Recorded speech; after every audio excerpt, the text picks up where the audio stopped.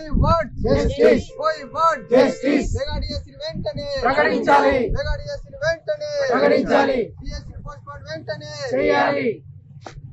చలో వాయిస్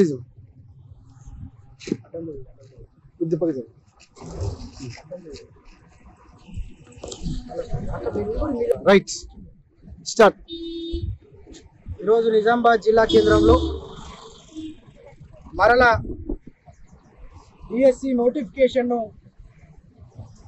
పెంచాలని చెప్పి మెగా డిఎస్సిని ప్రకటిస్తూనే ఈ మధ్యనే పదోన్నతుల మీద వెళ్ళినటువంటి వాళ్ళందరినీ కూడా వారి ద్వారా ఖాళీలుగా ఉన్న వాటిని కూడా ఇవాళ మళ్ళీ ఇదే మెగా డిఎస్సిలో కలిపి దాంతోపాటు ఈ ప్రకటించాలని చెప్పి నిజామాబాద్ జిల్లా కేంద్రంగా డిఎస్సి ఆశావాహులందరూ కూడా పోస్ట్ పాన్ చేయాలని నిరంతరంగా ప్రభుత్వానికి ఎప్పటికప్పుడు నివేదికలను సమర్పిస్తూనే ఉన్న సందర్భం తెలియజేస్తా ఉన్నాం.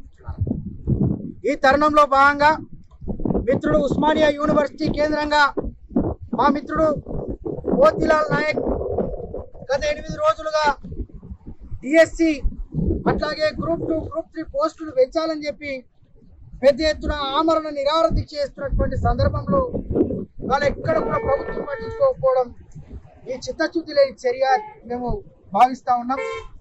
తెలంగాణ ప్రభుత్వం నీళ్లు నిధులు నియామకాల మీద నాడు కేసీఆర్ ప్రభుత్వం మోసం చేస్తే అవన్నిటిని కూడా మేము తెలంగాణ ఇచ్చిన వాళ్ళమని చెప్పి మేము నిలబెట్టుకుంటాం, మేము అమలు చేస్తామని చెప్పి ముట్టాచోరు మాటలు చెప్పినటువంటి దొంగలు కాంగ్రెస్ పార్టీ నాయకులకు చిత్తశుద్ధి లేదని చెప్పి ఈ సందర్భంగా మేము మనవి చేస్తా ఉన్నాం. అట్లాగే నిన్న రాత్రి పలుమూరు వెంకట్ విద్యార్థుల పేరు మీద ఎమ్మెల్సీ కోటాలో యువ నాయకుడుగా ఎమ్మెల్సీగా అతి చిన్న వయసులో శాసన మండలికి ఎన్నికైనటువంటి దొంగ బట్టేబాస్, నువ్వు 10 మంది విద్యార్థులకు సమాధానం ఇవ్వలేదు దొంగవు. ఇవాళ విద్యార్థుల పేరు మీద ఎమ్మెల్సీ అయి వాళ్ళ ప్రభుత్వానికి విద్యార్థులకు ఏం మురుగ పెడతాననుకుంటావు? వాళ్ళ ఒక విద్యార్థి 8 రోజులుగా కనీసం లాలాజలాన్ని మింగలేని పరిస్థితిలో అంత అకుంఠిత దీక్షతోని ఇవాళ తెలంగాణ రాష్ట్రంలో ఉన్నటువంటి నిరుద్యోగుల పక్షాన నిలబడినటువంటి మా మోతీలాల్ నాయక్ విషయంలో మీరు ఇట్లా చూడడం అనేది చాలా దారుణమైనటువంటి విషయం. అట్లాగే మేము ఈ సందర్భంగా కాంగ్రెస్ ప్రభుత్వాన్ని హెచ్చరిస్తున్నాం. ఇప్పటిదాకా విజ్ఞప్తి చేసినాం, ఎక్కడ కూడా వెనుకాడేది లేదు బిడ్డ. తస్మాత్ జాగ్రత్త, పోతే పోరాడితే పోయేదేముంది, బానిస సంఖ్యలు చెప్ప. ఇవాళ మేము ఇంతవరకు కొట్లాడినాం కాబట్టి టీఆర్ఎస్ పార్టీని గద్దెదించి కాంగ్రెస్ పార్టీని అధికారంలోకి ఎక్కించినాం బిడ్డ. మిమ్మల్ని పీటర్లు గదిలించడం పెద్ద విషయం కాదు. వాళ్ళ మా టీఎస్సీ ఆశావాహులు ఎంతనే చెప్తారు మీకు, వాళ్ళ వయసు అయిపోతున్నది, కుర్రో ముర్రో అని మొత్తుకుంటున్నారు. మేము అడుగుతున్నది ఏందయ్యా మిమ్మల్ని, ఏం రేవంత్ రెడ్డి నీకేమైనా అకలున్నదా? నువ్వేమైనా ఎక్కువ చదువుకుంటే నీకు తెలుస్తుండే. వాళ్ళ ఎంఎస్సీలు ఎంఏలు బీఈడీలు పిహెచ్డీలు నెట్ సెట్ క్వాలిఫై అయ్యి పిల్లలు వాళ్ళ ఉపాధి లేక ఇలా విద్యార్థులుగా ఇంకా నిత్య విద్యార్థులుగా కొనసాగుతున్నారు.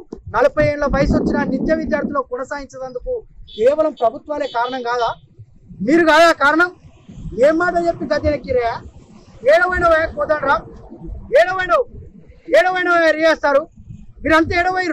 ఏడవనుకున్నారు. ఎక్కిందాక ఎల్లక్క, ఎక్కినక్కడ మళ్ళక్క అంటే ఏందయ్యా మీ పరిస్థితి? మేమంతా ఆశావాహులు లెక్కన వెళ్ళిపోవాలా? ఇప్పటిదాకా ఎన్నికలు అని చెప్పారు. ఇప్పుడు గ్రూప్ 2 నోటిఫికేషన్ ఇదే పరిస్థితి, గ్రూప్ 3 నోటిఫికేషన్ ఇదే పరిస్థితి. వాళ్ళ 2000 ఉద్యోగాలు లేవు, 3000 ఉద్యోగాలు లేవు. నమ్మబలికి చిలక పలుకులు చెప్పి అధికారంలోకి వచ్చిన మీ దొంగలు వాళ్ళు ఇప్పటిదాకా మా మీద ఇంత కనీసమైనటువంటి విఘ్నత లేకపోతే మిమ్మల్ని ఏమంటారు? మీరు ఇప్పటికైనా మార్చుకోవాలా. మీ ప్లాన్ ఏ ఫెయిల్ అయిపోయారు, ప్లాన్ బి అమలు చేయకపోతే తస్మాత్ జాగ్రత్త, ఇళ్లకెళ్ళి దొరుకుతాం బిడ్డ, గటేర్లేసి తొక్కుతాం మిమ్మల్ని. వాళ్ళ పెద్ద విషయం కాదు. ప్రభుత్వానికి హెచ్చరిస్తున్నాం, అకుంఠిత దీక్షతో చేస్తున్నాం. మా మోతీలాల్ విషయంలో మేము చాలా సంఘీభావం తెలుపుతున్నాం, మోతీలాల్కు నిరాజనం పలుకుతున్నాం.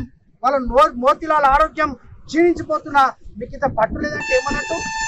అంటే సామాన్యం చూస్తున్నారా? గత తెలంగాణ ప్రభుత్వంలో వాళ్ళ ఆనాడు 1200 మంది విద్యార్థులు చనిపోవడానికి కారణం మీరు కదా. వాళ్ళు ఇప్పటికైనా మీరు స్పందించి ఈ విషయాన్ని ప్రభుత్వానికి మేము హెచ్చరిస్తున్నాం. ఇప్పటికైనా మా డిమాండ్లను నెరవేర్చాలని చెప్పి ఈ సందర్భంగా తెలియజేస్తూ నిజామాబాద్ జిల్లా పక్షాన మేము 100% మోతీలాల్ మద్దతు తెలియజేస్తూ వాళ్ళ నిరుద్యోగ యువతంతో కూడా కలిసి వస్తున్నామని చెప్పి హెచ్చరిస్తున్నాం. జై భారత్. అసలైన తొలి వెలుగు. ఫాలో వాట్సాప్ @తొలి వెలుగు official.